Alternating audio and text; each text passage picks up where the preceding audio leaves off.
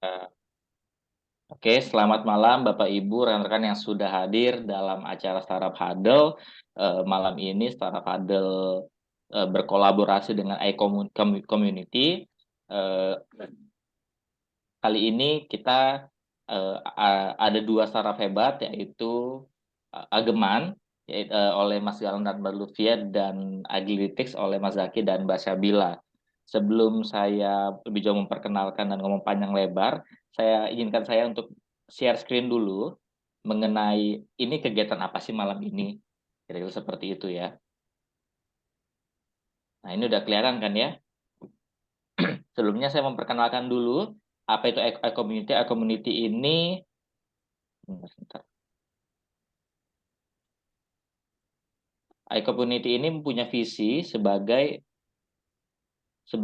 platform komunitas bisnis dan profesional terbesar di dunia, dan misinya merangkul komunitas pebisnis dan profesional yang ada, menghubungkan sesama pebisnis dan profesional untuk mencapai tujuan bersama, dan menumbuh kembangkan nilai-nilai positif yang dapat berkontribusi dalam pertumbuhan bisnis pribadi dan masyarakat dengan tagline share network, grow network. Tujuan iCommunity adalah mempersatukan anggota iCommunity dalam persahabatan, kerjasama, dan saling pengertian, mengembangkan semangat kolaborasi antar anggota, menanamkan nilai positif dalam dunia bisnis dan profesional, membangun platform bagi komunitas, bisnis, dan profesional untuk belajar, bertumbuh, dan berkembang melalui learning resource, business matching, dan referral. Bentar, saya tadi sebelum klik save dulu. Ini kode etik di iCommunity adalah kami bisnis dan profesional yang bekerja keras, bekerja pintar dalam bekerja sama, mengedepankan nama baik dalam melakukan usaha, dan mengutamakan kolaborasi antar sesama anggota, tidak sekedar menjadikan anggota lain sebagai target jualan atau berkompetisi yang tidak sehat. Dan kami juga sadar berbagi relasi akan memperbesar rezeki bersama. Karena itu kami, member Community, siap berbagi relasi atas dasar saling mendukung. Kami berperilaku positif dalam komunitas, melakukan segala aktivitas dengan berlandaskan nilai baik. Dan apabila kami melanggar nilai kode etik ini, kami bisa ditegur, diperingatkan, bahkan diberi sanksi. Nah, kemudian tentang Startup Huddle. Startup Huddle sendiri, ini adalah program yang dimulai oleh Global Entrepreneurship Network atau GEN, dan saat ini ada kurang lebih 50 komunitas di seluruh Indonesia dan di lebih dari 30 negara yang mengadakan Startup Huddle. Dan Startup Huddle ini adalah program yang dirancang untuk membantu entrepreneur sekaligus memperkuat ekosistem startup lokal. Dan tujuannya adalah membangun komunitas startup lokal, membantu satu entrepreneur dalam setiap waktu, dan di mana setiap startup founder, setiap entrepreneur itu mendapat bantuan dari member komunitas yang terhubung ataupun yang terwakilkan. Jadi seperti komunitas ini ya, kita mungkin orang bilangnya seperti panelis, tapi kita pakai istilah yaitu komunitas representatif. Jadi nanti setiap presentasi dari yang akan presentasi itu nanti akan diberikan feedback oleh komite representatif. Ini sedikit cerita dulu buat nanti.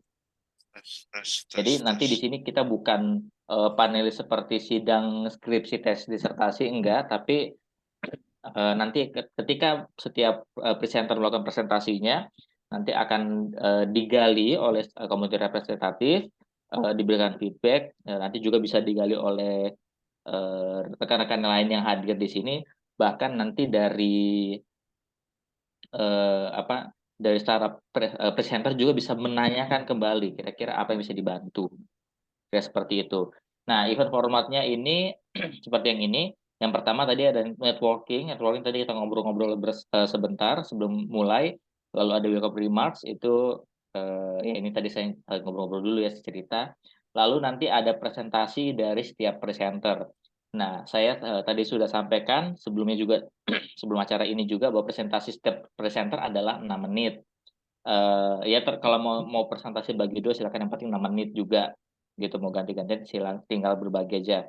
Lalu ada 20 menit untuk Q&A dari komite representatif, ya, yang mana di sini adalah Pak Yolo dan Pak Aryo. Eh, Feedback juga dari rekan-rekan komunitas dan partisipan lain yang ada di dalam Zoom ini. Nanti diulang lagi. Di 20 menit sudah selesai, nanti balik lagi presenter yang kedua.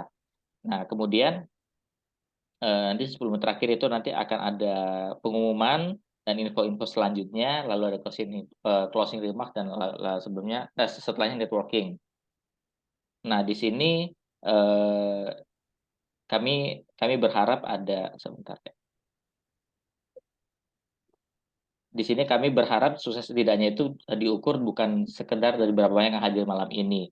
Kalau mau banyak sedikit kan juga ya seneng banget gitu. Tapi di sini ukurannya adalah yang kami berharap setiap startup yang presentasi itu bisa dapat feedback bagus dari setiap presenter. Baik Ageman dan Agletik bisa dapat feedback bagus dari Pak Yolo maupun Pak Aryo dan rekan-rekan yang lainnya di sini. Jadi biar ada dapat kehidupan nyata dan harapannya dari sini bukan sebagai akhir tapi sebagai langkah awal untuk uh, untuk kedepannya seperti itu. Dan kemudian, nah ini adalah memperkenalkan kembali. Hari ini kita akan ada presenter yaitu Mbak Lutfia dan Mas Galang yaitu dari Ageman dan Mas Zaki dan Mbak Sabila dari Aglitics. Ini dua orang yang hebat. Mereka berempat masih pelajar, masih mahasiswa, khususnya Mbak Sabila masih SMA pula. Itu hebat banget. Dan di sini juga ada kami ada komite representatif yaitu ada Pak Febru Aryo Nugroho atau kita panggil Pak Aryo di sini, itu Direktur Pengamur Inti Baroka, dan Pak Sunamu Yolodi atau kita dipanggil Pak Yolo itu dari Yolo Digital Group. Dan di sini ada moderator saya sendiri yaitu Yosafat Hamba.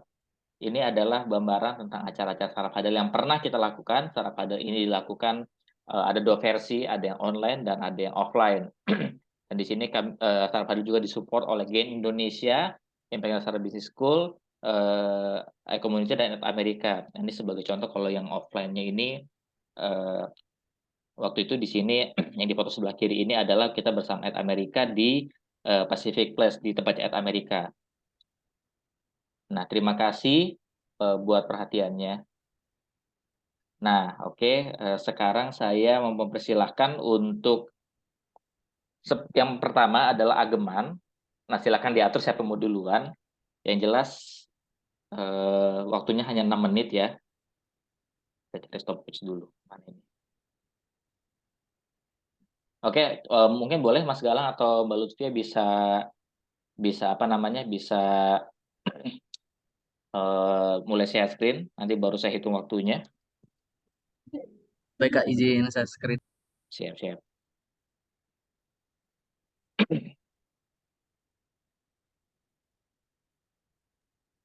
Tunggu dulu. Sudah bisa. Udah siap? Oke, 1, 2, 3. Silakan. Assalamualaikum warahmatullahi wabarakatuh. Shalom, Om Swastiastu, Namo Buddhaya, dan salam kebajikan bagi kita semua. Sebagaimana kita tahu bersama, masyarakat Indonesia kini memiliki kecenderungan untuk mencari pakaian yang murah dan pakaian yang memiliki tag produk lokal. Perbelanjaan pakaian yang kini jauh lebih mudah turut serta meningkatkan konsumsi pada katalog produk ini. Namun sayangnya, sebanyak 24,4% dari pembelian pakaian harus berakhir dikembalikan. Dan sebanyak 40%-nya dikarenakan adanya incorrect fit dalam pembelian. Next. Berdasarkan survei kecil yang kami lakukan, sebanyak 80% narasumber menyatakan bahwa kurang puas terhadap pembelian daring dan 100% setuju diperlukan adanya improvement. Salah satu narasumber kami menyampaikan bahwa menemukan penjahit yang pas adalah perkara yang cukup tricky. Di sisi lain, salah satu penjahit yang berhasil kami wawancarai menyampaikan kesulitannya dalam mencari customer. Selama ini, produk dari beliau hanya terbatas digunakan untuk keluarganya saja. Padahal, beliau menyampaikan keinginannya untuk memperluas pangsa produksinya. Dari sini kami dapat mengambil gambaran besar, yakni yang pertama, adanya kebutuhan dari penjahit untuk bertemu klien, yang kedua, kebutuhan penjahit untuk memasarkan produknya, ketiga, klien membutuhkan platform yang aman untuk mencari penjahit, dan empat, klien membutuhkan platform yang aman untuk berbelanja produk tanpa merasa takut tidak cocok.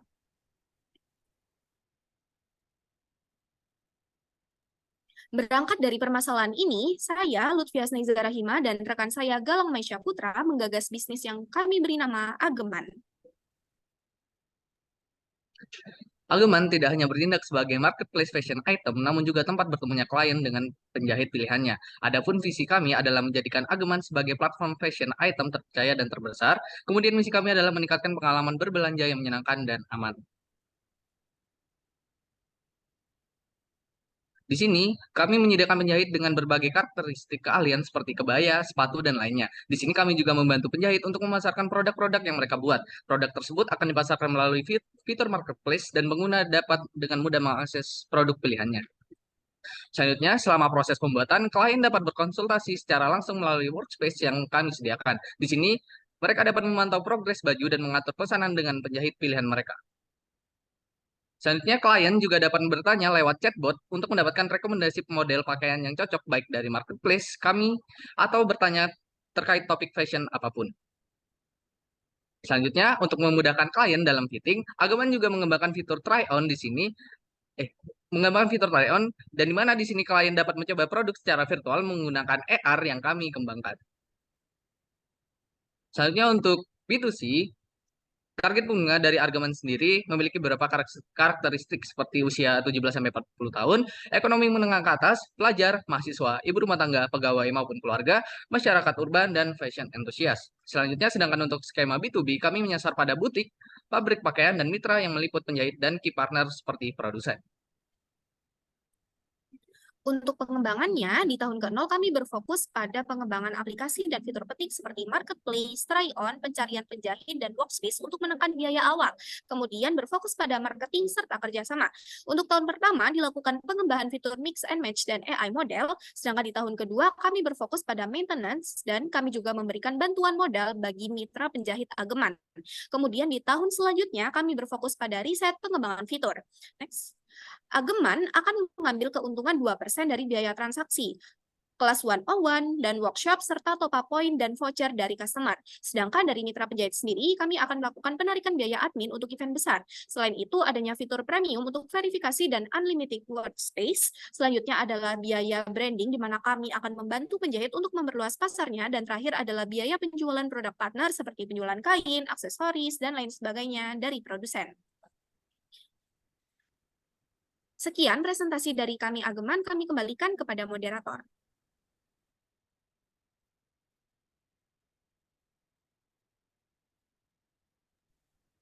Oke, baik. Nah, tinggal tolong di ini dulu ya, dikeluarkan share screen-nya. Nah, kita kasih tepuk tangan virtual dulu. Gimana tepuk tangan virtual nih? Kasih tepuk tangan virtual dulu ya buat Mas Galang dan Mbak Luvia dari Ageman. Ini keren banget ini. Ini saya dengar tadi itu mantap. Nah, sekarang waktunya saya berikan kesempatan untuk para komunitas representatif untuk bertanya, untuk menggali dari Ageman, dari Mas Galang ke Mbak Lutfia. Untuk kesempatan pertama saya berikan dulu kepada Pak Aryo. Boleh Pak, silakan untuk menggali, mengeksplorasi Mas Galang dan Mbak Lutfia dengan Agemannya. Terima kasih ini kesempatannya Mas Yusa. Presentasinya juga menarik, idenya menarik, konsepnya menarik. Cuma nanti mungkin ada beberapa saya akan mencoba mengkritisi dari sisi mungkin seberapa sustainable pola bisnisnya. Yang pertama adalah kalau dari ini saya mencoba merefleksikan diri saya sendiri, saya atau keluarga ya istri itu biasanya menggunakan jasa penjahit itu utamanya kalau ibu-ibu adalah ketika mereka ada acara biasanya untuk wedding. Ya, itu sesuatu yang saya observe ya. Gitu. Nah itu yang pertama. Terus yang kedua juga dari sisi gimana sih di tahap awal ini terkait dengan pola tadi ya penggunaan jasa penjahit itu dengan target market itu kalau saran saya supaya mungkin jangan terlampau luas juga gitu mungkin bisa kita start dari sesuatu yang memang simple, dari sesuatu yang memang juga bisa kita kerjakan dengan cepat gitu. Kalau saya mungkin saran coba ditapin market yang khusus untuk misalnya penjahit yang dengan spesialisasi untuk menjahit baju-baju yang terkait dengan acara wedding, acara mungkin untuk keluarga, mungkin ada pengajian, ada acara-acara yang seperti itu ya. Itu satu supaya bisa lebih spesifik. Yang kedua juga bagaimana nanti teman-teman ketika mendevelop aplikasi, ini kan pasti ada interaksi nih antara si penjahit dengan pengguna jasanya. Bagaimana untuk memastikan bahwa pengguna jasa ini atau customer-nya tetap akan bertransaksi menggunakan aplikasi Ageman. Gitu. Karena kan mereka kan ada interaksi yang mungkin sifatnya personal. Nah, ini bagaimana menjaga bahwa transaksi tersebut tetap terjadi di aplikasi. Gitu. Karena begitu once mereka kenal satu sama lain, kan mereka nggak kena potongan nih. Mereka bisa bypass untuk kemudian langsung masuk ke berhubungan dengan satu sama lain. Itu yang kedua. Yang ketiga juga bagaimana nih positioningnya dengan realita di lapangan, di mana untuk produk tekstil ini kita sangat dibanjiri oleh produk-produk dari impor ya, gitu ya. Yang kadang-kadang dari sisi harga juga kita mungkin agak bingung gitu ya, kok pricingnya bisa sedemikian murah. Nah, itu harus betul-betul bisa menampilkan apa sih keunggulan dari Ageman ini, gitu ya. Karena walaupun saya sendiri setuju ada isu size fit atau apa itu memang itu real. Saya juga pernah mengalami beberapa, jadi belanja di satu toko online dengan toko yang lain, size-nya kita pilih sama, L, itu barang yang datang bisa berbeda, walaupun dicantumkan di size chart-nya sama. Tapi kan mungkin harus bisa mengekspor value lebih dari sekedar size yang fit tadi ya. Mungkin itu dulu Mas Yosa dari saya. Terima kasih dan ini tetap encouragement untuk terus berkarya semakin bagus ya untuk Mas Galang, Mbak Lutfi ya. Terima kasih Mas Yosa. Baik, terima kasih banyak Pak Arjo. Nah, untuk ini boleh langsung dijawab dulu oleh Mas Galang dan Mbak Lutfi ya. Ngomong-ngomong sekedar mau info ya, kalau ada pertanyaan biasa dari komunitas representatif agak panjang, jangan lupa dicatat. Ini pertanyaannya lumayan nih. Mohon maaf Bapak, untuk pertanyaan yang pertama tadi sempat terlewat, baru sempat untuk pertanyaan kedua. Iya, jadi itu antara pertanyaan sama usulan sih, Mbak Lutfi ya, bahwa kalau bisa kita start itu dari titik yang paling simple dan tidak terlampau luas gitu. Nah, kalau dari observasi saya secara pribadi, kebanyakan rumah tangga gitu ya, khususnya itu menggunakan jasa penjahit. Biasanya kalau mereka ada acara untuk wedding ya, wedding event, atau mungkin ada acara kayak kalau mungkin beberapa tradisi etnis di Indonesia ada misalnya kayak 7 bulanan gitu ya, acara-acara yang agak spesial, agak seremonial. Nah, itu biasanya ibu-ibu atau kaum wanita baru akan dia pilih bahan yang memang mungkin agak mahal, terus kemudian untuk make sure itu size-nya tepat, dia datang ke penjahit, dia nggak mau ambil resiko dengan beli yang ready to wear lah, gitu. Dia betul-betul pengen di custom sesuai dengan ukuran badannya. Nah, itu kalau boleh di share mungkin tadi usulan untuk biar lebih tajam tuh Mbak, sama mungkin tidak terlampau luas gitu sih. Karena bayangan saya adalah ketika ada konsep, akan lebih baik kalau stagingnya dari yang sangat spesifik, terus kemudian baru dari situ membesar langkahnya untuk market yang lebih luas.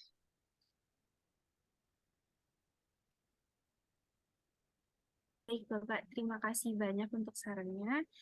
Kemudian akan kami lakukan iterasi untuk peningkatan berikutnya. Kemudian untuk pertanyaan berikutnya, bagaimana agar tidak terjadi transaksi di luar aplikasi Ageman. Nah, di sini kami juga telah melakukan mitigasi istilahnya. Jadi kami aware sekali bahwa mungkin di penjahit itu kami juga mencantumkan lokasi dan mungkin mereka akan melakukan transaksi di luar aplikasi Ageman. Untuk mengantisipasi adanya hal tersebut, di sini kami melakukan skema yang pertama adalah penanaman deposit. Jadi untuk sebelum melakukan tahapan lebih jauh, di sini kami akan melakukan deal awal. Kemudian ketika deal awal tersebut telah dilakukan, di sini kami menawarkan beberapa fitur seperti rekomendasi dari chatbot kami dan juga rekomendasi model-model pakaian yang akan digunakan apabila model pakaian tersebut lebih dari istilahnya free token yang kami berikan itu akan terjadi pengurangan deposit. Kemudian juga pada Ageman ini kami menawarkan workspace di mana ketika ternyata penjahit tersebut jauh dari klien, itu klien dapat secara langsung menanyakan progresnya lewat workspace ini. Kemudian untuk penjahit yang dekat sendiri itu tidak menutup kemungkinan juga menggunakan workspace ini karena sering terjadi banyak kasus itu penjahit hilang-hilangan meskipun sudah menggunakan WhatsApp atau media komunikasi lainnya. Dan di sini kami akan melakukan istilahnya kayak memberikan jaminan keamanan untuk mereka sehingga lebih memilih untuk menggunakan Ageman dibandingkan melakukan transaksi di luar. Kemudian juga karena penjahit ini kan awalnya mereka dan klien itu tidak saling mengenal, jadi mereka juga butuh kepercayaan penanaman dan itu bisa kami berikan lewat workspace yang telah kami jamin keamanannya. Kemudian untuk kompetitor dari luar negeri yang memang lebih murah seperti mungkin sekarang terkenal thrifting atau produk-produk impor yang memang harganya lebih murah daripada produk lokal yang handmade by masyarakat kita, namun ternyata setelah kami telusuri lagi, produk lokal itu tetap tidak kehilangan peminatnya. Dan juga untuk target utama dari Ageman ini sendiri adalah mereka yang memang ingin customize untuk produk-produk fashion item.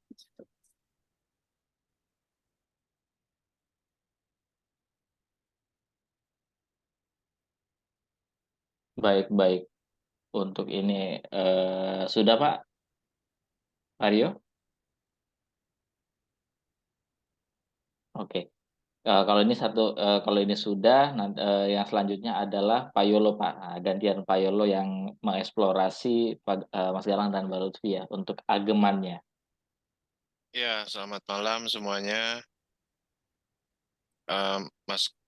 Terutama Mas Galang, Mbak Lutfia ya.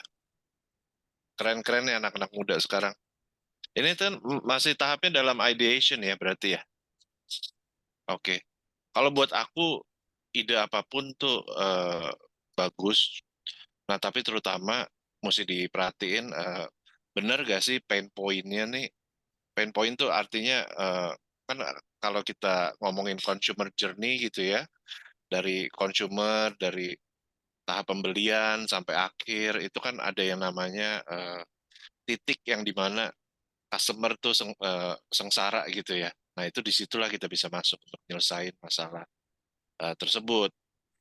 Kalau untuk kamu kan berarti pengen menjadi media pertemuan antara penjahit sama customer ya, gitu. Buat aku sih sebetulnya memang kebutuhannya ada ya. Cuman bener apa enggaknya nih mesti dites. Artinya benar-benar orang butuh nggak gitu. Kamu ada fokus grup nggak? Ada pernah survei nggak ke konsumen gitu ya atau ke pelaku usaha bahwa bener nggak ini dibutuhin gitu loh. Dan responnya gimana? Boleh mungkin dijawab dulu.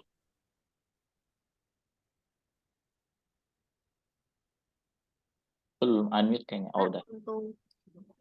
Untuk sebelum kami melakukan developing idea ini, sebetulnya kami sempat melakukan survei kecil-kecilan Pak terhadap beberapa narasumber dan beberapa narasumber ini tuh teman dekat dari ibu saya yang merupakan penjahit yang baru lulus dari BLK. Ternyata mereka itu setelah lulus dari BLK itu sulit sekali Pak untuk mendapatkan klien dan juga sementara ini produk-produk yang mereka buat itu masih terbatas untuk keperluan rumah tangga mereka. Padahal niat awal mereka untuk belajar menjahit ini adalah mencari pendapatan tambahan. Di situ untuk pain point dari penjahitnya. Kemudian pain point dari customer-nya, mungkin kami belum sempat melakukan survei yang begitu luas, namun untuk gambaran besarnya itu kami mendapatkan gambaran bahwa fitting pakaian itu susah yang pertama, kemudian mencari penjahit itu juga susah, meskipun mungkin di daerah tersebut banyak penjahit, namun untuk menemukan penjahit yang pas itu memang agak tricky menurut mereka. Kemudian juga untuk mencari model pakaian dengan jumlah tertentu dan spesifikasi tertentu itu susah, sehingga butuh customisasi melalui penjahit tersebut. Begitu, Pak. Oke, oke. Aku ada pertanyaan berikutnya. Misalnya, kalau misalnya di pengembangannya seperti apa nanti? Kalau misalnya, anggaplah untuk kamu kan ngincer pasar penjahit nih. Kalau misalnya nanti berkembang, kamu akan ngincer pasar apa lagi? Dan fungsi apa yang kamu mau tambahin juga dalam app-nya? Kan kita lihat lah kalau GoFood, kalau Gojek itu kan akan jadi ada GoFood, ada Go macam-macam gitu ya. Ada Pijit juga ya kalau nggak salah kan. Kalau kamu pengembangannya kemana?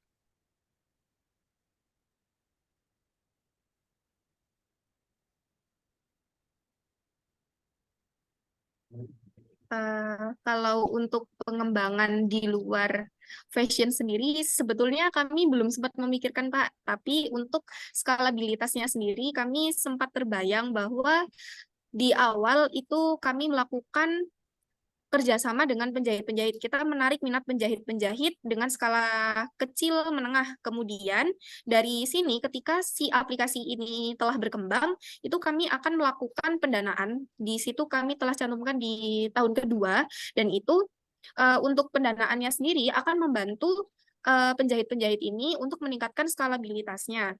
Dari modal-modal yang kami berikan, mungkin mereka bisa membangun butik, membangun konveksi sendiri, dan sebagainya. Begitu, Pak.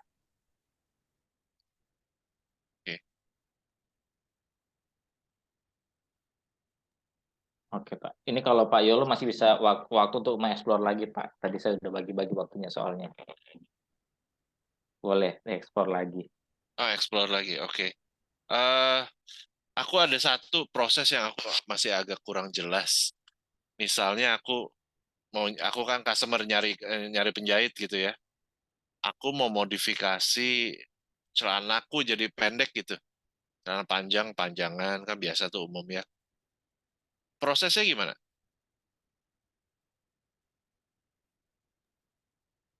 Untuk modifikasi berarti pakai skema penjahit. Nah, yang pertama itu customer-nya pasti login terlebih dahulu. Kemudian di sini kami menyediakan 2 navbar untuk marketplace dan juga penjahit, karena di sini kita butuhnya penjahit, berarti nanti di situ akan diarahkan mencari penjahit-penjahit dengan beberapa skema. Kalau misalnya ternyata mereka butuh pengukuran, berarti kita arahkan untuk mencari penjahit terdekat. Tapi kalau misalnya telah memiliki ukuran yang pasti, itu bisa saja mereka memilih penjahit manapun, dan itu kalau semisal penjahitnya dekat, bisa bertemu langsung untuk melakukan pengukuran, deal, dan sebagainya. Tapi untuk penjahit yang jauh, kita bisa kerjasama dengan ekspedisi, dan itu ada di key partner kami. Kemudian setelah barang dikirim, mereka bisa melakukan konsultasi melalui workspace yang kami sediakan, apakah berapa persen progres dari pakaian tersebut telah jadi, ataukah masih dalam proses menunggu, dan sebagainya. Itu semua progresnya tercatat di workspace. Setelah penjahit melakukan konfirmasi, kalau pakaiannya telah selesai, itu baru kalau jauh bisa melakukan pengiriman lewat ekspedisi. Tapi kalau misalnya dekat itu bisa lewat ekspedisi atau bisa diambil secara langsung. Gitu, Pak. Jadi sistemnya kayak ini ya, kayak service laptop ya, kita bisa kirim gitu ya ke service center, terus dibalikin gitu ya. Oke, oke. Seru-seru. Ya, apa lagi ya. Itu dulu kali ya, Mas Oke. Yosa. Oke, siap. Terima kasih Pak Yolo. Nah, dokumen representatif udah, sekarang gantian saya lemparkan ke floor. Boleh di sini rekan-rekan yang hadir di sini ada Bu Feni, Pak Iwan, Pak Sugi, Mendila, Bu Puspita, Pak Hanif, dan Pak Maulana. Boleh eksplorasi mengenai ageman ini langsung ke Mas Galang dan Mbak Lutfi ya.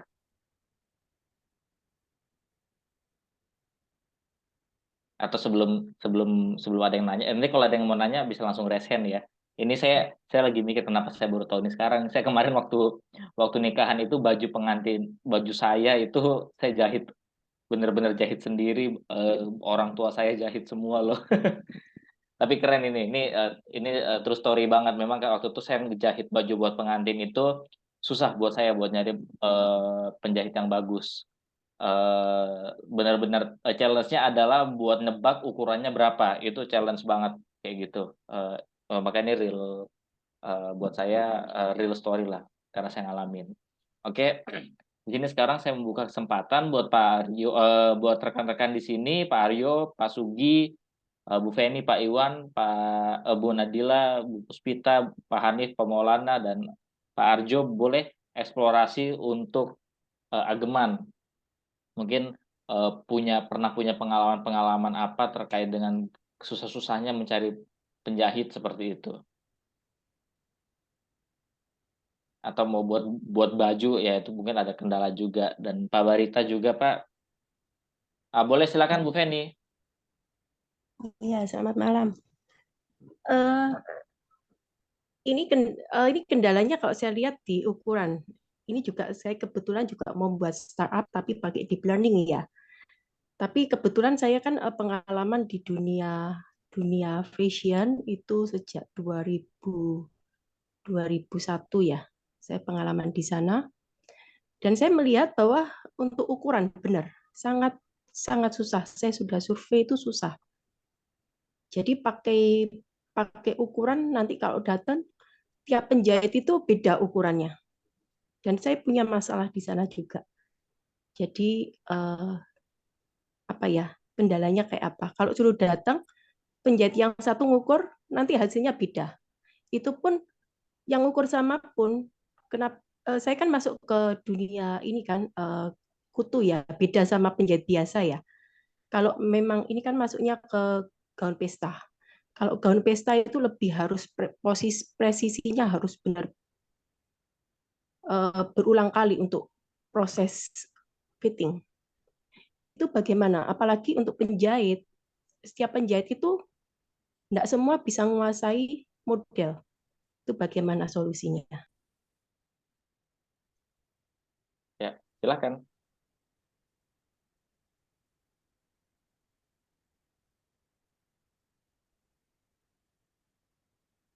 Permisi Ibu, untuk pertanyaannya apakah benar kesalahan fitting karena penjahit sulit menemukan ukuran yang pas, Ibu? Tiap penjahit itu ngukurnya caranya beda. Apalagi untuk gaun pesta itu satu penjahit aja ngukur belum tentu bisa sama. Harus fitting minimal itu 2 kali. Kalau jauh itu kan enggak bisa, males orang. Males untuk wirawiri itu apa ya, bolak-balik gitu. Apalagi untuk yang ngukur orang lain, cara ukurnya beda. Oh nanti standarnya kayak gini, enggak bisa. Itu saya sudah survei untuk vendor saya itu pun kesulitan di sana. Jadi terpaksa saya buat robotiknya untuk membantu itu. Jadi beda beda segmen lagi untuk ke sana. Jadi itu masalahnya itu terlalu banyak, bukan hanya cuman cara ukur dan fittingnya pun satu orang kembali lagi belum tentu sama. Itu bermasalah. Oke, silakan boleh. Oh iya, ada pertanyaan lagi. Untuk bagaimana cara bersaing dengan Shopee dan Tokopedia karena di sana juga disediakan untuk jasa penjahit. Baik, Ibu, terima kasih untuk pertanyaannya. Mungkin saya menjawab dulu untuk pertanyaan kedua. Jadi untuk pembeda dari Shopee dan Tokopedia sendiri, mungkin sejauh ini saya belum pernah mencoba menjahit di Shopee dan Tokopedia. Namun apabila di compare untuk ideation yang ini, itu kami menyediakan lebih menekankan pada bagian workspace, Ibu. Jadi di sini ketika pengguna itu kesusahan untuk mencari platform yang aman dan juga terpercaya, di sini kami mengisi kekosongan tersebut. Kemudian juga untuk di sini kami menyediakan skema langsung atau kustomisasi harga dengan penjahitnya itu sendiri. Jadi kalau misal ada kurang-kurang atau apa, itu bisa langsung diobrolkan langsung melalui workspace yang kami sediakan. Kemudian untuk masalah kesulitan fitting, di sini sebagai platform kami tidak bisa menyangkal bahwa human error itu pasti ada, dan untuk mengurangi human error itu sendiri, di sini kami bisa melakukan pengembangan fitur seperti standarisasi untuk model-model dan juga ukuran-ukuran yang memang sudah ada. Misal untuk size M itu ukuran pastinya itu segini, untuk size L itu segini gitu. Dan juga mungkin di sini kami bisa melakukan iterasi berikutnya untuk pengembangan chatbot sehingga si chatbot itu sendiri bisa melakukan generasi terhadap pola baju yang akan dikembangkan oleh penjahit. Terima kasih, Ibu. Terima kasih banyak Bu Feni. Ini keren ya, karena masalah ukuran juga tuh jadi masalah saya waktu waktu bikin baju. Oke, yang selanjutnya saya persilakan Pak Aryo. Silakan Pak.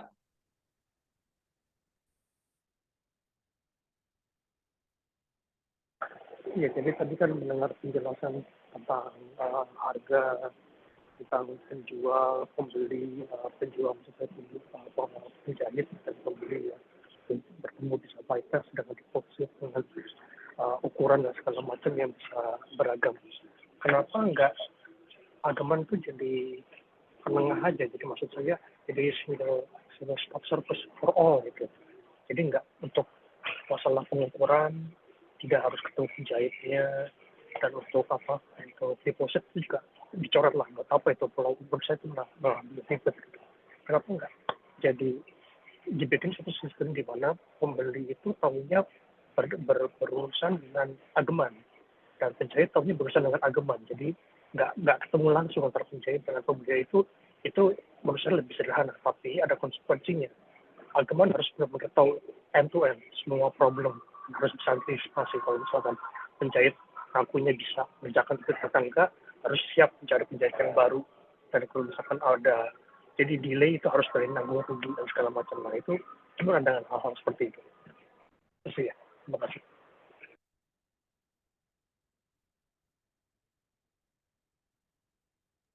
Silakan.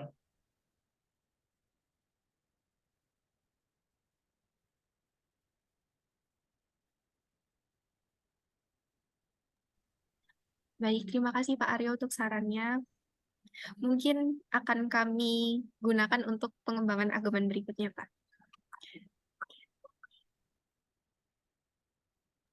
Oke, mantap. Ini mungkin masih ada satu pertanyaan lagi atau satu respon lagi dari rekan-rekan yang ada di sini.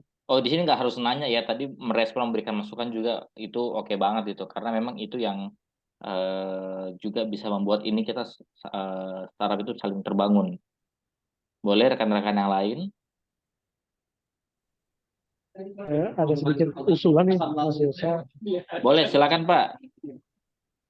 Iya, tadi ada satu skema bisnis juga yang situ ditawarkan untuk B2B tapi seragam ya. Itu juga sebetulnya menarik karena itu pengadaannya rutin ya. Gitu kan, di instansi, di hotel, dari semua perusahaan lah. Itu ada komponen seragam. Itu juga menarik untuk bisa dieksplor idealnya. Cuma memang harus harus tajam. Terus juga tadi menarik tuh ada rekan kita yang ngasih usulan juga bahwa apa ukuran terus cara mengukur apa pola gaya segala macam antara satu penjahit dengan penjahit yang lain kan berbeda-beda tuh Mas. Sehingga mungkin juga dari pihak Ageman internalnya harus ada apa ya mungkin semacam kurasi ya terhadap mitra-mitra penjahit yang bergabung. Itu mungkin usulan ya maksud saya. Mudah-mudahan semakin sukses untuk Mas Galang dan Mbak Lutfi. Ya, makasih Pak Aryo. Ini hal yang bagus juga ya untuk masukan juga ya. Oke, buat Bapak Ibu yang lain ada lagi? Iya, Oh, silakan Pak Yolo. ya, aku mau ini aja sih ngasih masukan ya. Tadi aku agak setuju dengan Ibu. Tadi Mbak siapa sih? Mbak Feni ya, yang ngomong bahwa ukuran tuh akan jadi masalah gitu ya. Kalau buat aku sih sebetulnya gini, memang semua sekarang ini masuk ke zaman digitalisasi, di mana semua itu akan migrasi ke dunia digital. Nah, cuman kalau untuk jahit itu nggak tahu ya. So far sih pengalaman datang langsung itu masih buat aku masih menang gitu ya. Kalau digital kayaknya rasanya gimana gitu. Nah, aku ada ide kenapa nggak idenya seperti ini, misalnya kayak partneran sama marketplace. Jadi misalnya orang beli baju nih di marketplace, di toko hijau atau di toko orange gitu ya. Terus mereka ada kan ya, ada yang panjangan, ada yang butuh dimodif, ada yang apa. Nah, itu bisa bisa jadi partner gitu loh. Jadi orang beli terus bisa langsung ke tukang jahit yang authorized, yang emang udah terpilih. Gitu. Jadi pembeliannya tuh jadi semacam kayak satu paket gitu loh. Jadi kamu deketin e-commerce dalam mempertemukan jasa penjahit ini. Jadi platform kamu nih penengah antara e-commerce yang besar sama tukang jahit. Kayak gitu mungkin masuk juga gitu. Nah, saya sih melihatnya gini, soalnya ide Ageman ini bagus, tapi nggak tahu ya apakah dibutuhin ya, karena customer experience-nya buat aku tetap the best kalau buat tukang jahit ya, karena aku juga sering ngejahit juga soalnya. Datang langsung, ngukur langsung itu masih nggak terkalahkan sih. Buat aku itu masih pengalaman yang terbaik yang customer bisa dapetin gitu. Ya.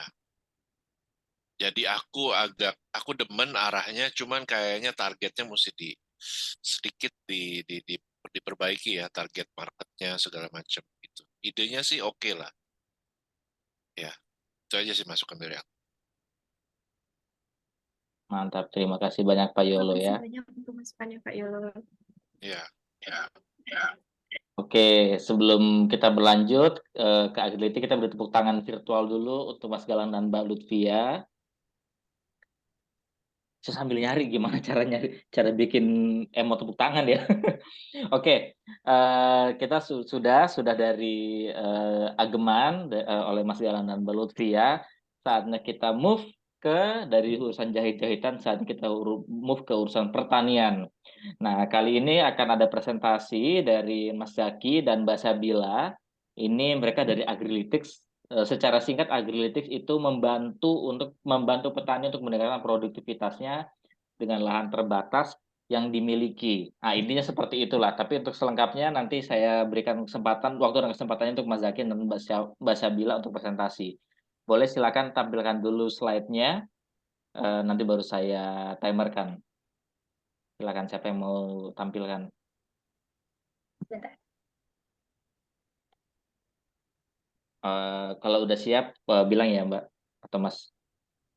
Baik, Udah siap? sebentar.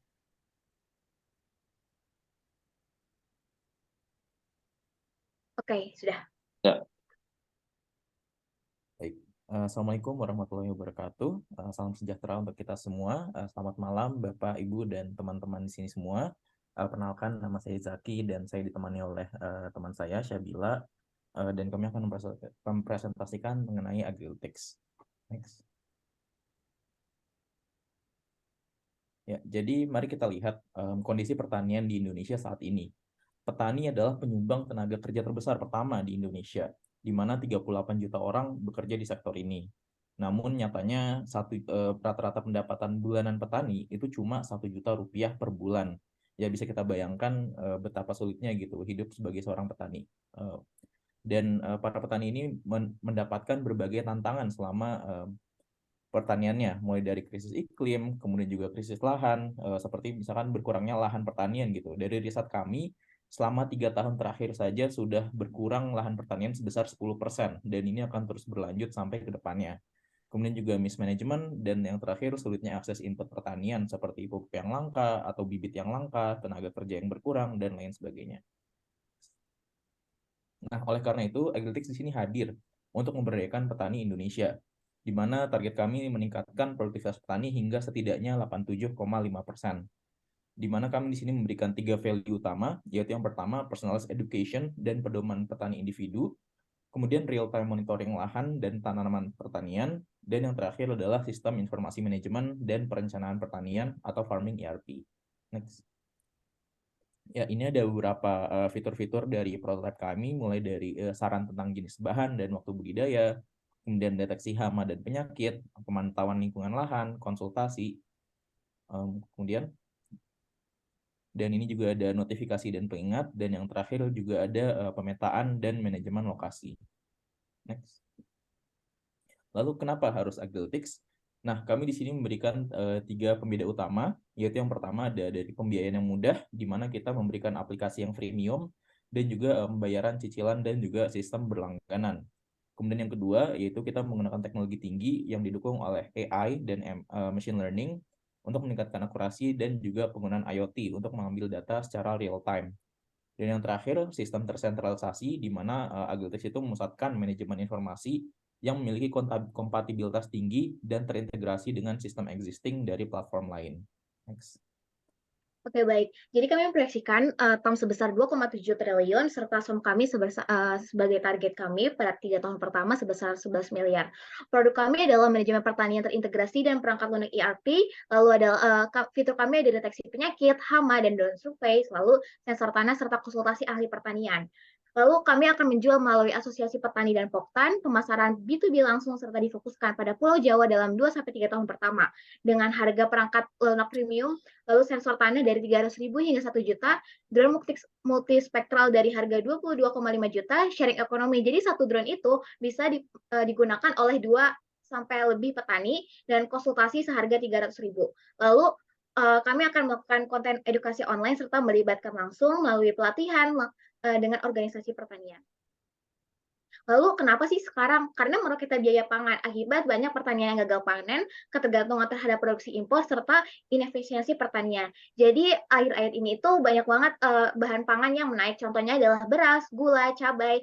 Sehingga pada tahun 2023 yang kita bisa lihat dari grafiknya itu adalah semakin lama semakin naik. Lalu ini merupakan peluang emas bagi petani dengan meningkatnya harga pangan nasional. Seluruh petani di Indonesia memiliki peluang emas untuk meningkatkan produktivitas.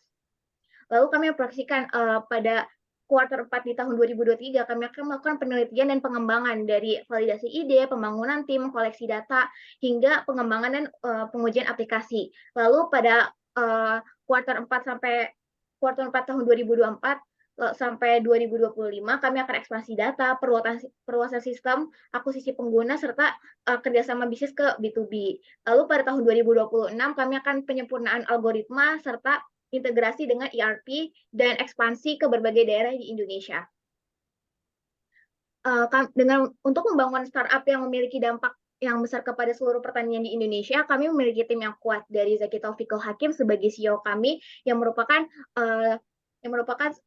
murid atau mahasiswa dari Universitas Indonesia. Lalu Kak Juwita Febriani Pane yang merupakan COO dari Bengkel Mania dengan latar belakang COO, jadi Kak Juwita mampu membangun Agiltics. Lalu Mas Labib dengan latar belakang Informatics Engineering di Brawijaya University serta CTO di Hustle ID dan Software Development Engineer di Blibli, serta Novalino dia merupakan ahli di bidang hardware. Lalu saya Syabila Zasenka di COO saya mampu untuk mempresentasikan Agrilytics kepada investor serta Eki merupakan BEM UI.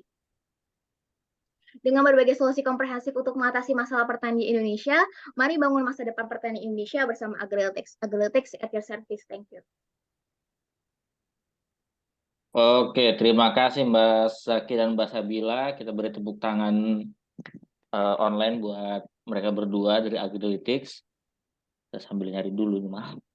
Saya nggak ketemu lah emot buat tepuk tangannya. Oke.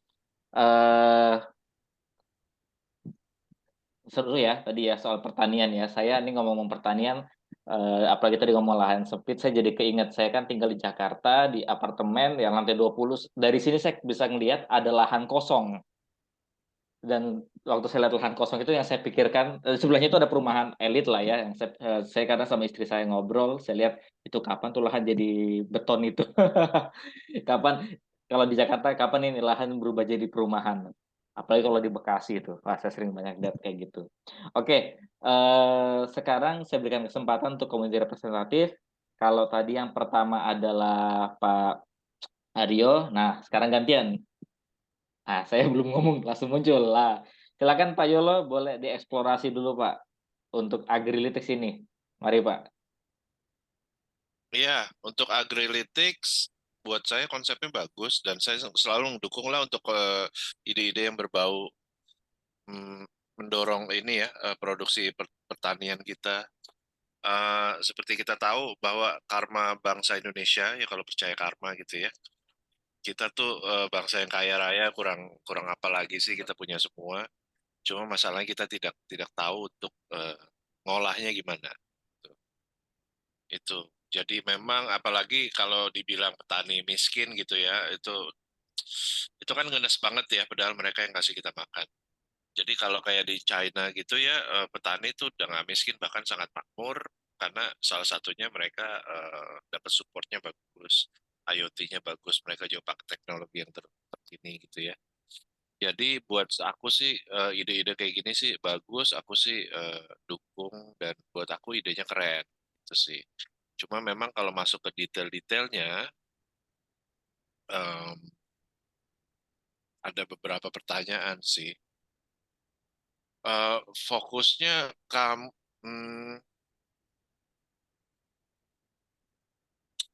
kan kalau startup gitu kan kamu modelnya startup ya, dan aku lihat timnya juga udah lengkap.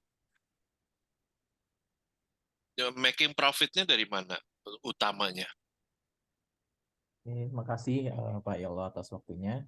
Ya, Jadi kalau profit kita itu mayoritasnya dari pertama tadi dari langganan subscription. Jadi di aplikasinya ini kita sebagai SaaS gitu ya, kita memberikan subscription untuk orang yang ingin mendapatkan fitur premium gitu. Jadi balik lagi tadi kita juga menggunakan skema freemium di mana orang bisa menggunakan aplikasi kita yang basicnya itu secara gratis gitu. Tapi di luar itu juga kami menjual hardware-nya juga gitu, di mana tadi ada sensor pertanian, sensor tanah, dan juga dari drone gitu. oke. Yang kayak gini-gini sih memang kamu harus pikirin tuh caranya kerjasama dengan government ya. Government akan jadi rekan terbaik juga sih untuk kamu. Kayak gitu sih. Em, aku sambil baca-baca deh. Mungkin boleh diteruskan ke Mas Aryo. Oke, ya Pak. Gantian. Boleh Pak Aryo, gantian Pak Aryo eksplorasi Pak. Oke, terima kasih Mas Yopta. Ini kebetulan bidangnya cukup menarik dan saya punya beberapa pengalaman pribadi ya kalau untuk pertanian. Pertama, itu ada satu given situation yang jadi challenge untuk kita. Pertama adalah adanya eh, perubahan atau alih fungsi lahan yang sedemikian masif di Indonesia. Dan ini jadi threat kalau untuk saya. Kenapa? Karena misalnya nggak jauh-jauh tuh dari kita Kerawang gitu ya. Kerawang itu dulu hamparan sawah padi yang masif di situ. Kebetulan kita ada lahan di situ, itu kita bisa ngeliat tuh dari kita pertama beli lahan di situ tahun 2000-an sampai sekarang nyusut tuh jadi pabrik, jadi gudang, jadi situ. Nah itu satu threat yang jadi existential threat, alih fungsi lahan yang masif, dan nggak ada payung hukum atau kerangka undang-undang yang bisa membendung itu gitu kan, unfortunately. Itu satu. Kedua, di Indonesia ini by design negara kita itu topografinya apa ya, nggak rata. Kalau di US ada namanya Midwest. Di Midwest tuh kita bisa jutaan hektar mungkin ya, atau ratusan ribu hektar lah paling tidak, itu plain, rata. Jadi mereka bisa melakukan mekanisasi pertanian. Nah, di kita nggak bisa. Rata-rata land holding petani itu kecil. Jarang petani, individual farmer yang bisa punya lahan lebih dari 2 hektar. Itu jarang. Dan topografi kita berbukit-bukit, ada gunung, ada segala macam, nggak rata. Sehingga mekanisasi pertanian sulit. Itu yang kedua. Nah, yang ketiga, kalau dari pengetahuan saya, margin pertanian itu nggak begitu bagus, khususnya komoditas pangan. Nah, sehingga mungkin target market yang bisa mengakomodir atau membayar untuk tadi software as a service-nya itu juga mungkin nggak semua farmer. Pertama mungkin harus dicari farmer yang punya cash crop atau tanamannya itu value-nya tinggi. Misalnya dia nanam vanili, misalnya dia nanam coklat, segala macam. Kalau petaninya padi, unless itu padinya organik, mungkin kayaknya nggak bisa afford deh mereka. Nah, itu yang pertama tuh Mas Yosa. Jadi memang ada tantangan yang unik untuk di setting negara kita. Yang kedua, kebetulan saya punya pengalaman pribadi. Saya ada produk enzim, saya menjadi vendor di e-fishery. Gitu ya, saya menjadi vendor di e-fishery, menyediakan enzim itu. Enzim ini diperuntukkan untuk khususnya industri tambak udang. Nah, industri tambak udang itu menarik karena dia punya return sangat menggiurkan, dan threat-nya itu biasanya mortality-nya. Jadi kalau kita bisa mencegah mortality udangnya, wah itu udah mereka hampir bisa dipastikan. Saya punya pengalaman di mana produk enzim saya itu di trial proven berhasil membantu meningkatkan produktivitas, menurunkan mortalitas segala macam. Tetapi kalau itu ditawarkan ke petani dengan lahan yang mungkin di bawah 1 hektar, kemungkinan kecil mereka akan beli. Walaupun secara value terbukti secara pengukuran secara objektif lah, itu kontribusinya luar biasa. Biasanya yang akan mau mengadopsi ada input yang jadi extra cost ini kalau petambak yang punya luasan lahan di atas 5 hektar. Nah, ini juga jadi satu pertimbangan untuk teman-teman nanti di Agrilytics, bahwa walaupun konsepnya menarik, ada value added-nya, dan proven sekalipun, belum tentu farmer willing to adopt. Karena ada kemungkinan mereka land holding-nya kelompok kecil, atau bahkan mungkin ya kayak hitung-hitungan aja deh, mereka nggak ada budget untuk memang kita nambah input tapi kemudian jadi outputnya juga gede. Itu yang challenge untuk di kita, sehingga mungkin harus, walaupun masih bentuknya ide, itu juga harus dipertimbangkan supaya nanti ketika mungkin akan diimplementasikan lebih smooth ya. Mungkin seperti itu dari saya, Mas Yosa, untuk masukan sih, lebih ke arah masukan dan sharing dari apa yang saya alami sendiri di industri. Terima kasih banyak Pak Aryo tadi untuk masukan-masukannya. Insya Allah akan kita catat. Mungkin tadi izin menjawab sedikit aja terkait kayak misalkan yang pertama tadi yang tanah yang kurang rata gitu ya. Kebetulan memang teknologi kita tidak terlalu memandang kontur dari tanahnya sendiri gitu, karena kita kan menggunakan sensor tanah yang cukup ditancap, itu udah bisa mengukur data untuk satu plot gitu, karena biasanya para petani itu kan memberlakukan suatu treatment ke suatu lahan itu emang barengan gitu kan salah dalam satu plot ini. Jadi cukup satu sensor aja itu sebenarnya sudah cukup gitu. Jadi dengan itu juga strategi kita harapannya harganya akan lebih murah gitu daripada kalau misalkan mereka harus beli yang banyak gitu kan. Kalau banyak takutnya terlalu mahal gitu. Terus tadi mungkin Syabila mau menjawab yang margin rendah. Ya baik, untuk yang margin rendah, jadi target market kita merupakan ke B2B langsung Pak. Jadi kita tuh bukan ke petani-petani kecil, jadi kita akan menargetkan adalah ketua dari organisasi, karena kita udah market research ke beberapa daerah seperti Ciwidey, terus juga Dieng. Nah, kebanyakan para petani adalah mereka itu kerja di bawah kayak organisasi maupun kayak petani yang memiliki lahan yang banyak. Jadi target market kita adalah bukan si petani-petani yang mengerjakan lahan pertanian, namun ketua organisasi maupun orang yang mempunyai lahan pertanian ya. Jadi hal tersebut itu bisa dibeli oleh mereka, dan juga dari drone ini atau agrotech ini itu bisa digunakan oleh lebih dari 2 petani. Jadi kami yakin bahwa jika kami menargetkan ketua organisasi ataupun juga yang memiliki lahan dan juga si pemimpin dari agribisnis ini, agribisnis itu mampu dipakai. Lalu kesulitan karena margin rendah, kita juga udah pernah market research ke Dieng, dan margin yang mereka dapatkan itu cukup besar dan bisa dipaparkan oleh Mas Zaki. Ya, mungkin saya menjelaskan lebih ke disparitasnya gitu ya, di mana beberapa petani memang sudah ada yang melakukan manajemen dengan baik gitu pertaniannya, sehingga tadi yang data kami yang 87,5% hampir 2 kali lipat produktivitasnya itu memang sudah terjadi gitu, di mana salah satu petani yang kami survei di Dieng itu dia bisa mendapatkan produktivitas, jadi dia itu petani kentang, dia itu bisa mendapatkan per hektarnya sekitar 15 sampai 25 ton per hektar setiap panen.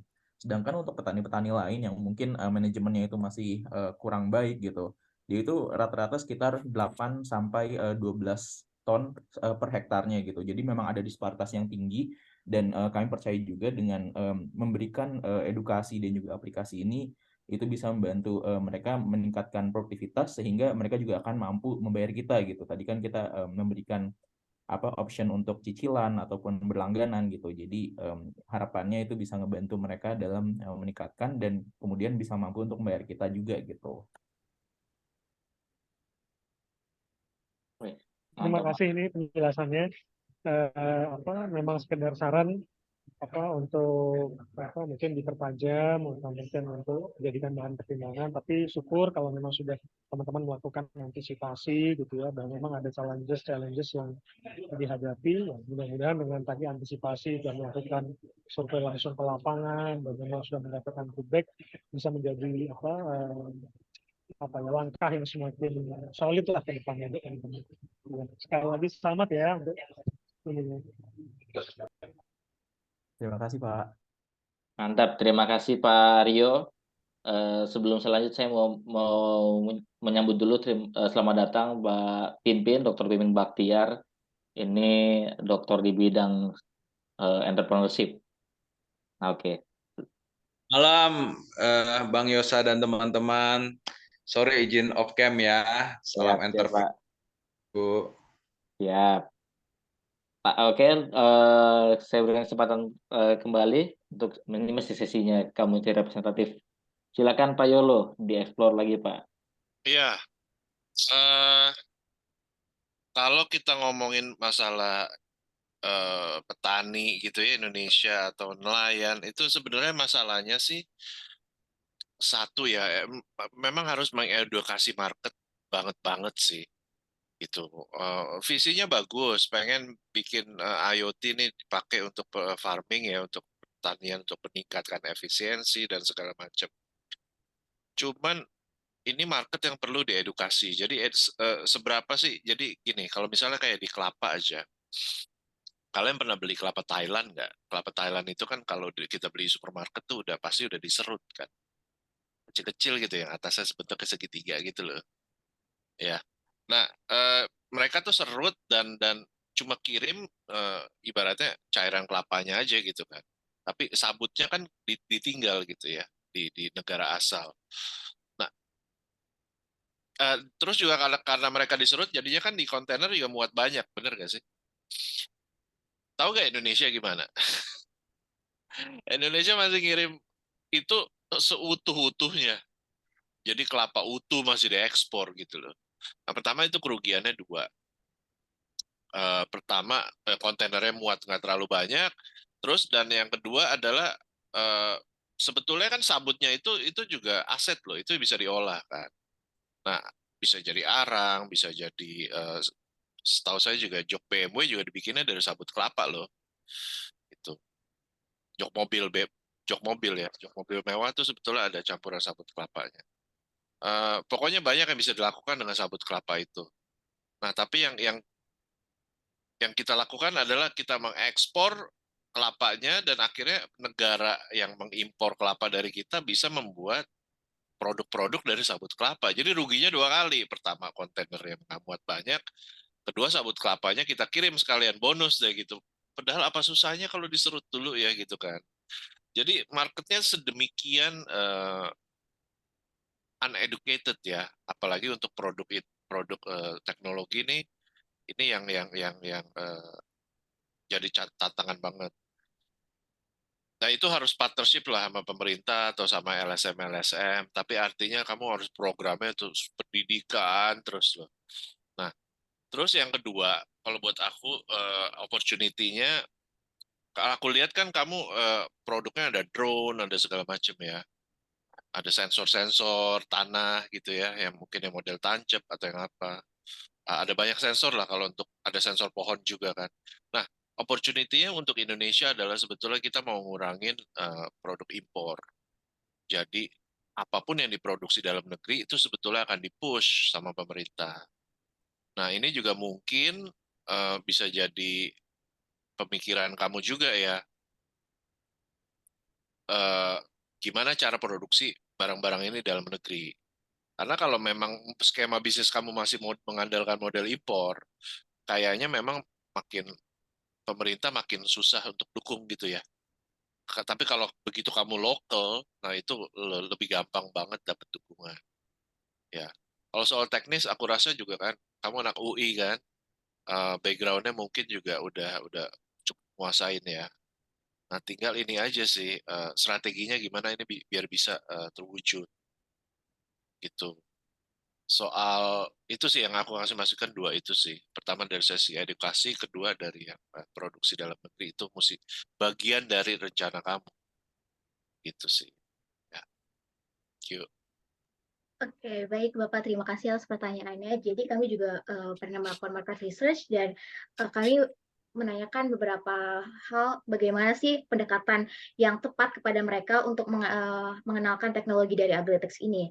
Lalu banyak yang menjawab akan dilakukan seminar, lalu juga akan dilakukan mentoring one-on-one. Jadi kami tahu bahwa kayak misalkan seminar, workshop, dan sebagainya itu mungkin kurang efektif ya Pak, karena itu banyak orang, terus habis itu kurang mendekatkan diri nih Agritix itu kayak ke petani satu persatu. Jadi nanti rencana kami adalah kami akan mendekatkan diri satu persatu, lalu juga mereka bilang kalau mereka kan punya anak ya Pak, kalau misalkan petani yang sudah punya anak, nah nanti kita ajarkan ke anak-anak mereka bagaimana cara menggunakan teknologi, karena mereka tuh mungkin lebih paham dan lebih dekat dengan anak mereka. Jadi nanti anak mereka yang bakal mengajari bagaimana cara penggunaan drone-nya, bagaimana cara penggunaan aplikasinya, seperti itu Pak.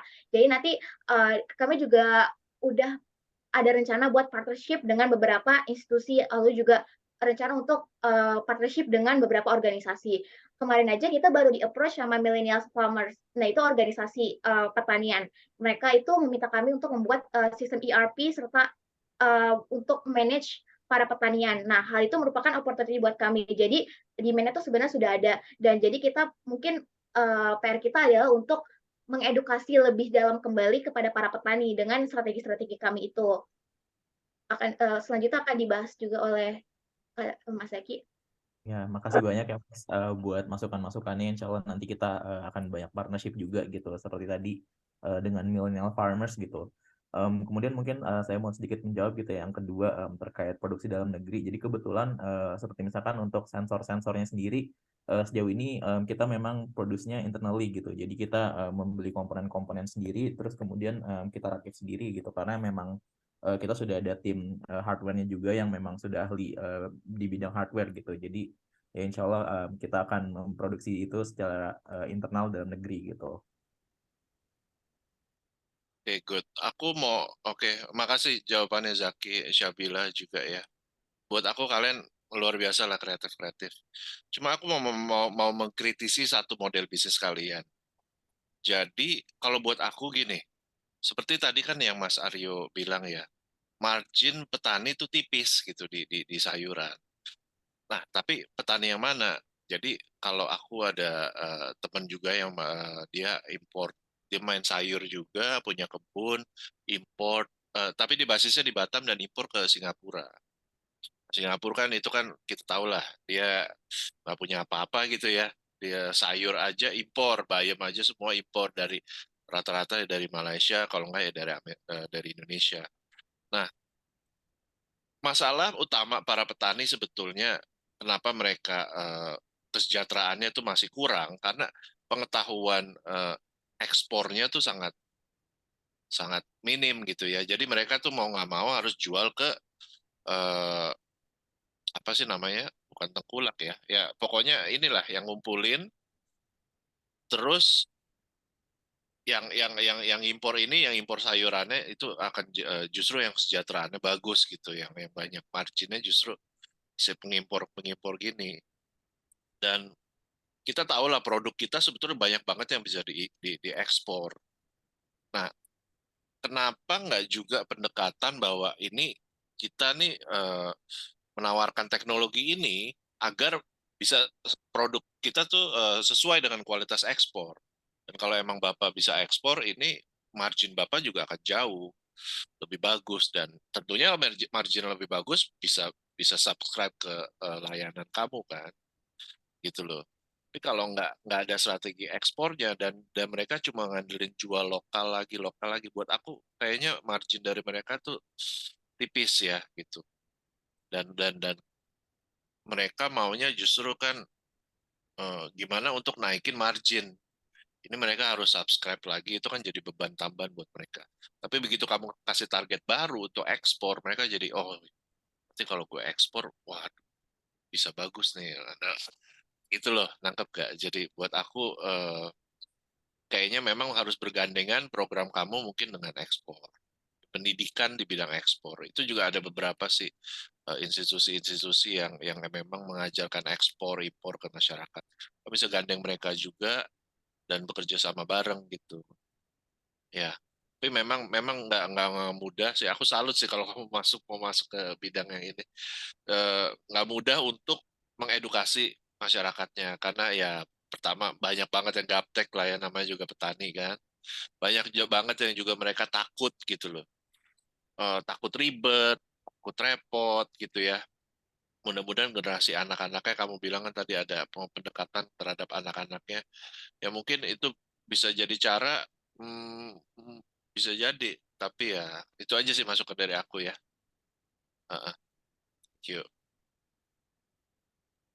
Baik, makasih banyak Mas buat masukannya. Insya Allah nanti kita akan kembangkan ke arah sana juga gitu. Boleh sedikit nyambung ya. Ini Oh tadi iya, boleh. idenya dari Pak Yolo nih bagus nih tadi. Jadi bahwa mungkin dari satu value added, kenapa sih satu reason untuk rekan-rekan petani atau ya tadi organisasi yang membawa petani untuk join adalah mungkin bisa dibantu untuk akses pasarnya ya.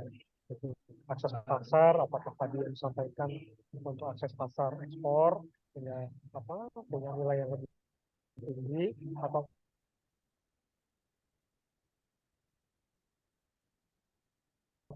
juga mungkin dengan diperbaiki ilmunya sehingga mungkin bisa kalaupun tidak organik tapi mungkin kalau tidak pesticide free sehingga mungkin masuk ke dalam pasar hotel atau pasar restoran atau kafe yang sehat sehingga bisa mendapatkan harga penjualan yang juga lebih bagus.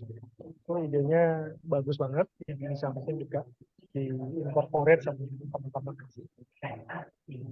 Terima kasih. Ya, makasih banyak juga Mas Aryo. Mungkin insya Allah nanti kita bisa kembangkan ke arah sana juga ya. Terima kasih buat masukannya. Oke, mantap. Terima kasih Pak Rio dan Pak Yolo. Nah, sekarang bagian komite representatif, tapi ini kebetulan ada pertanyaan dari Pak Aryo dan Bu Feni. Kalau Pak Aryo, intinya adalah bagaimana strategi menciptakan bibit yang tepat untuk instan yang produksi maksimal, apakah kerjasama dengan Fakultas Pertanian, atau Departemen Biologi, Dan yang Bu Feni itu nanya machine learning-nya untuk deteksi apa dan apa data yang sudah siap dipakai atau perlu di training. Ini boleh langsung ditanggapi. Oke, terima kasih buat pertanyaannya. Tadi mungkin yang pertama dulu ya, yang terkait menentukan bibit yang tepat untuk jenis tanahnya. Nah, jadi kemarin kami sudah mulai coba technical feasibility juga, dan salah satu database yang kami temukan itu ada salah satunya mengenai kayak misalkan di situ ada data, misalkan dia kok kadar NPK-nya berapa, kemudian pH-nya berapa, temperatur dan juga kebasahan tanahnya segala macam itu berapa, dan nanti di situ kita bisa mendapatkan rekomendasi gimana caranya, gimana bibit yang paling baik itu yang mana gitu untuk ditanami di situ gitu. Nah, nanti mungkin kedepannya kita juga akan mencari partnership gitu ya, mungkin ke arah Kementerian Pertanian ataupun ke institusi kayak IPB ataupun UGM yang ada Fakultas Pertaniannya juga gitu. Jadi kita masih tahap menuju ke arah sana juga gitu. Mungkin tadi Syabila mau menjawab juga. Oke, baik. Saya akan menjawab yang kedua. Terima kasih Bu Feni atas pertanyaannya.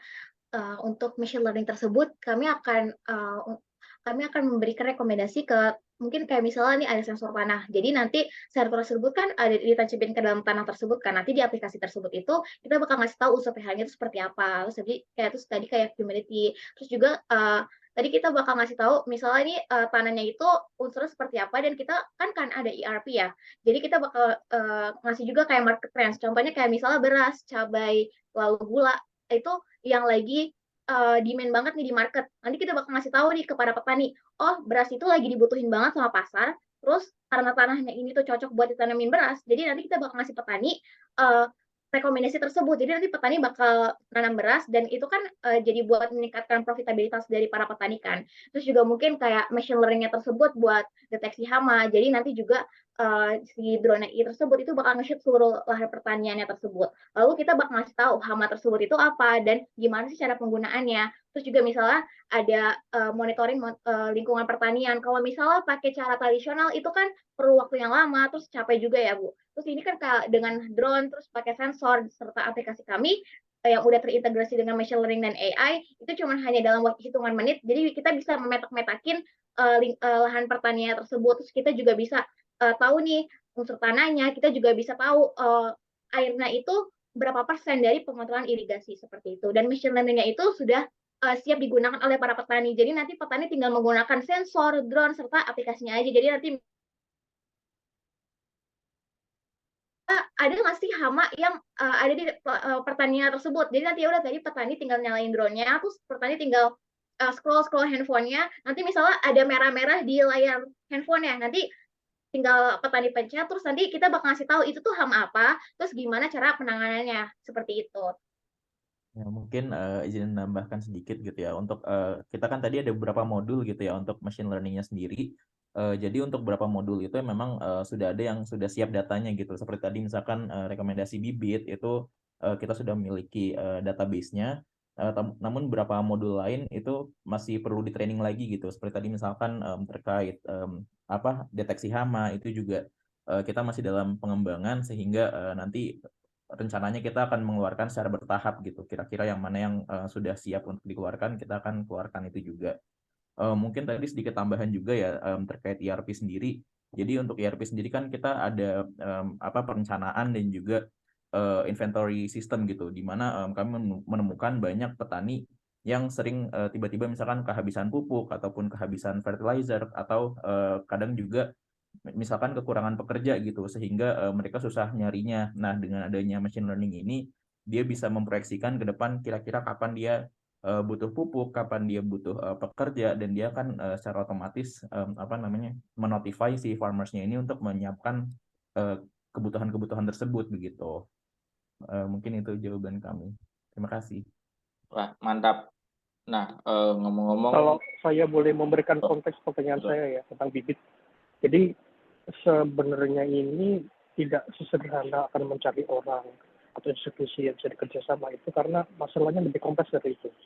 Karena yang namanya bibit itu ya, misalkan beras atau cabai, itu kan punya varietas macam-macam ya.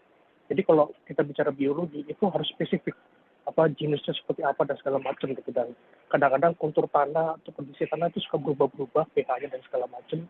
Ada tiba-tiba kena limbah tertentu sehingga jadi berubah total dan segala macam. Jadi kalau menurut saya ya itu harus mencari orang yang memang benar-benar mau turun ke lapangan.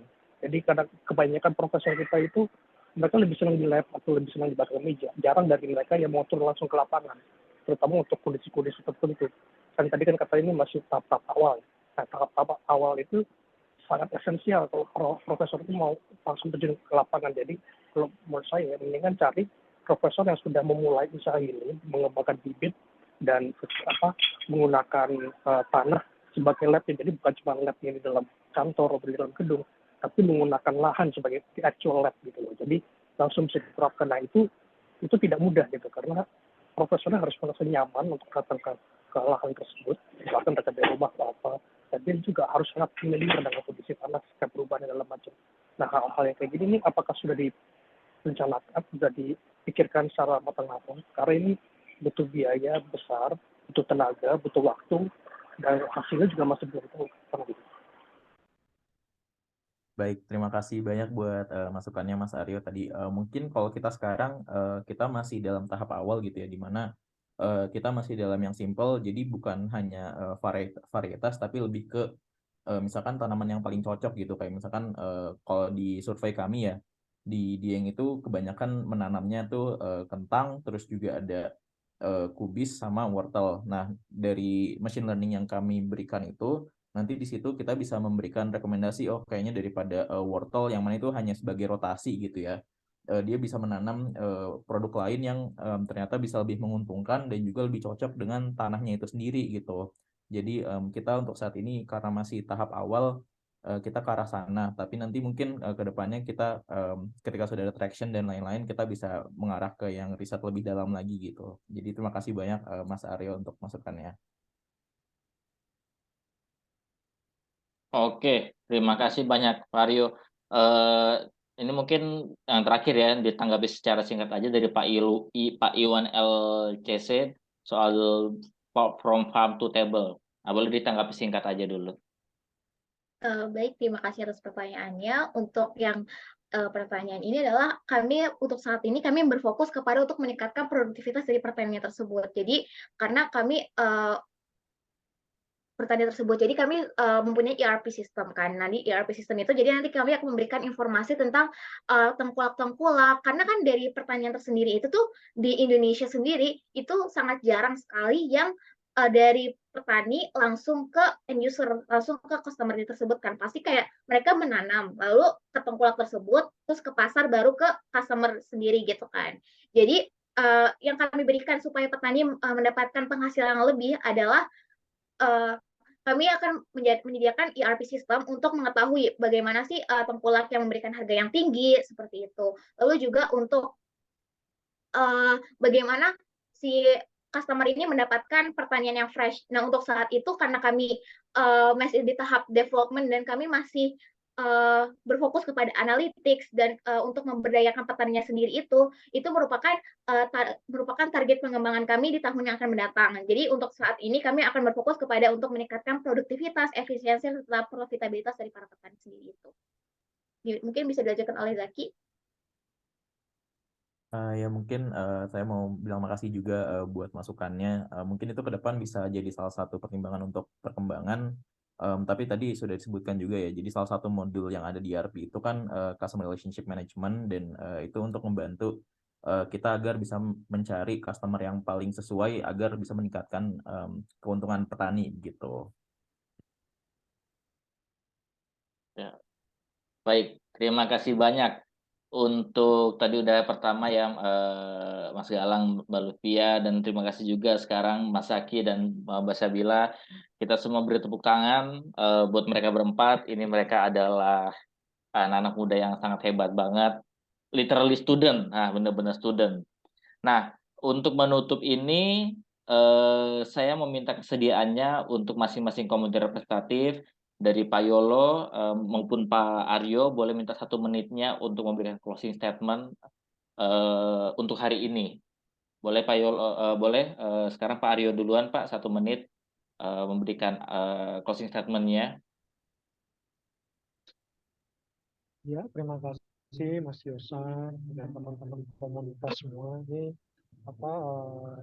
saya sangat bersyukur bisa ikut dalam komunitas ini, dan juga ini teman-teman atau adik-adik kita yang tadi sudah memberikan presentasinya dari Ageman dan Politik juga, mereka sudah walaupun tentu masih banyak yang harus disempurnakan. Mudah-mudahan ini jadi suatu awal ya, langkah ke depannya untuk semakin solid dalam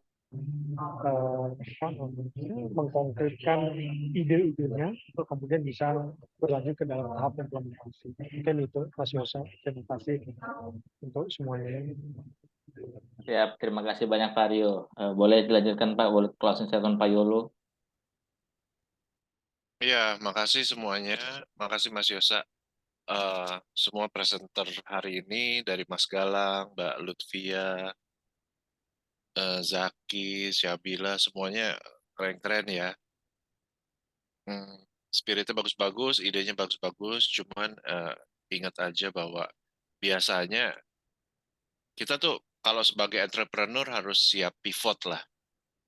Jadi kalau ada yang kadang gini ya, kadang kan untuk melahirkan suatu bisnis atau suatu startup atau apapun itu kan yang diperluin dua, satu keberanian kan, jadi dan konsep yang matang gitu kan.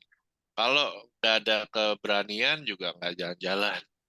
Jadi buat aku kemampuan untuk pivot artinya setelah kita punya ide, kita launch, kemampuan untuk pivot tuh penting gitu. Nanti ada yang kita perlu sesuaikan di tengah jalan, kita bisa pivot idenya ya. Cuman, nah ini di sini perlu komunitas seperti ini adalah saya juga bersyukur berada dalam komunitas. Itu peer review itu penting banget. Jadi semua produk yang kalau sudah mengalami proses peer review, artinya di-review oleh rekan-rekan, itu biasanya akan lebih bagus dan lebih kuat, lebih solid. Gitu. Jadi ya buat aku sih, aku juga belajar banyak nih, ternyata background-nya juga keren-keren, ada masih muda, udah banyak prestasinya gitu ya. Keren ya, zaman sekarang nih, seru-seru. Thank you banget udah sharing dan sering aktif-aktif lah di komunitas ya. Itu aja sih Mas Yosa, thank you. Yap, terima kasih banyak Pak Yolo. Ini memang buat saya keren banget, masih muda sudah buat ini, dan ya seperti tadi Pak Yolo sampaikan juga, memang dalam wadah seperti ini itu akan jadi momen di mana nanti dari Agrilytics maupun Agema jadi kepikiran, oh iya ya tadi itu yang disampaikan, iya juga ya, oke lah, itu ada momen di mana kita bisa menyesuaikan begitu dan mempersiapkan diri juga buat pivot itu juga tuh. Nah, yang terakhir saya mau minta untuk begini, karena kan Startup Huddle ini adalah tempat di mana kita berikan ruang juga untuk setiap startup itu bisa menyampaikan kira-kira apa sih yang startup butuhkan dari komunitas Startup Huddle ini. Jadi saya berikan kesempatan untuk saya mulai dulu kalau sekarang dari Agrilytics. Maksimal 1 menit kalian bisa sampaikan kira-kira apa sih yang kalian harapkan Startup Huddle ini bisa bantu kalian untuk ini. Kalian butuh Startup Huddle itu support apa? Butuh komunitas ini support apa untuk Agrilytics? Boleh silakan.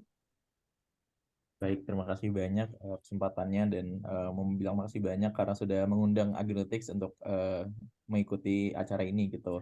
Harapan kami ya dari Startup Huddle ini kami bisa mendapatkan feedback ya seperti tadi kita sudah diuji gitu ya, seperti tadi kata Mas Yolo, dengan diuji seperti ini harapannya kita bisa membangun sebuah produk yang lebih baik dan juga sesuai dengan kebutuhan customer kita gitu.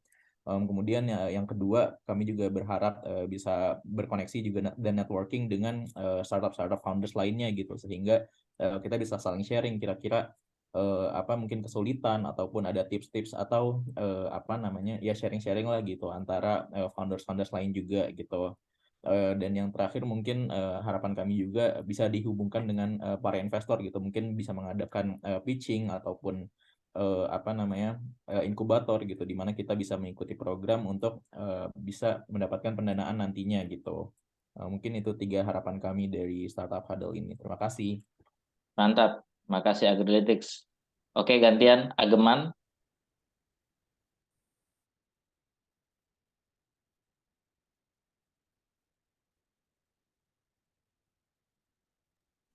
Mungkin harapan dari kami juga tidak jauh berbeda dari tim Agrilytics. Kami dari tim Ageman sangat berterima kasih atas semua saran, kritik yang diberikan. Akan kami kembangkan untuk iterasi Ageman berikutnya. Terima kasih. Oke, terima kasih. Kita berikan tepuk tangan online lagi buat semuanya. Ini baru tahu saya.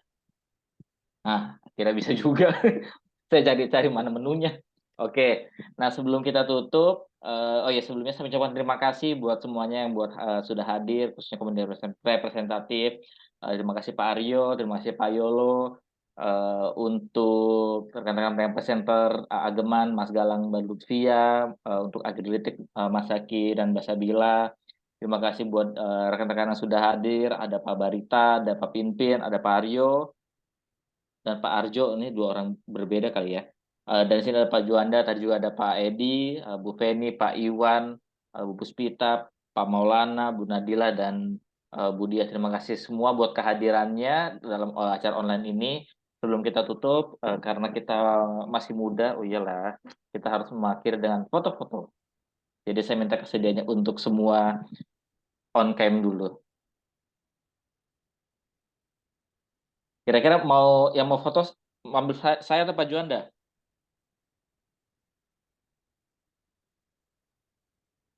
Yang mau ambil saya atau Pak Juanda, Pak? Mas Yosa boleh, nanti saya juga ambil juga. Oke. Jadi dua-duanya. Oke ya. Oke. Saya minta kesediaannya untuk foto dulu, setidaknya berarti kita mukanya masuk dulu. Dalam dokumentasi soalnya. Oke. Oke, kalau tidak ada, saya akan ambil ya. Sebentar. Oke, tunggu dulu. Masih muncul menunya. Oke, 1, 2, 3. Oke, sebentar. Saya save dulu. Mana lagi nih? Oke, sekali lagi ya. 1, 2, 3. Oke. Terima kasih banyak buat rekan-rekan yang sudah Terima hadir. kasih. Ya, sampai ketemu dalam Startup Huddle selanjutnya. Sukses buat Ageman dan Agrilytics, sukses buat Pak Yolo, Pak Aryo, Pak Juanda, dan semuanya. Oke, thank you semua. Oke, thank you Saya semuanya. send all ya. Mas Yosa, Oke, makasih. thank you. Makasih Pak Juanda. Terima kasih Makasih. semua, Dadah. Mas Yolo, Mas Pak Febru. Bye-bye. Terima Ya, kasih bye-bye. semuanya. 1, 2, 3, and all.